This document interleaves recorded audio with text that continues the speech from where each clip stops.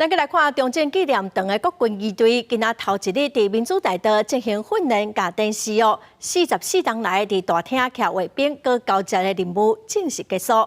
今仔嘛是戒严纪念日37周年，总统赖清德搁行政院长杜英泰嘛做伙去国家档案局来视察政治档案公开的状况，望讲会当公开愈侪资料来了解历史的真相。 结束44年中正纪念堂大厅徛哨甲交接，国军仪队第一摆行出来，伫民主大道顶悬进行训练演示，吸引真侪游客来看。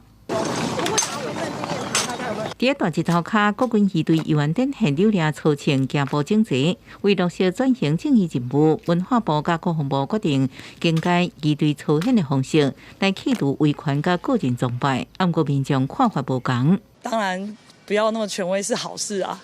因为毕竟这个要改成已经改自由广场很久了嘛。太阳那么大，民众在那里，你想可想而知啊。难道要有人晕倒了或者发生什么事情才会重视吗？15都是戒严纪念日37周年，总统赖清德甲行政长杜英泰到阵去国家档案局巡视政治档案公开情形。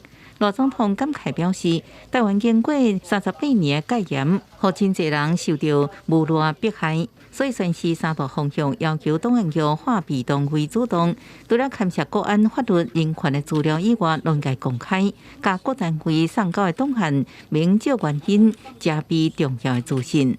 跟极权主义站在一起的人，企图想要把国家带往过去。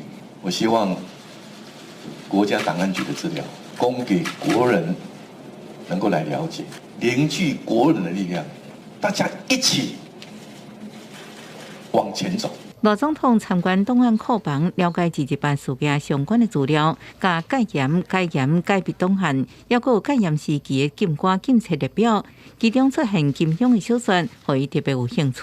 对，《射雕英雄传》，他当年也是禁书，降龙18掌，何日君再来都被禁了，也被禁了。强调幸福人民公道，公布真相，甲表彰民主运动真实公正，政府有责任。 赖总统也呼吁个人定去档案局来参访，透过历史资料了解真相。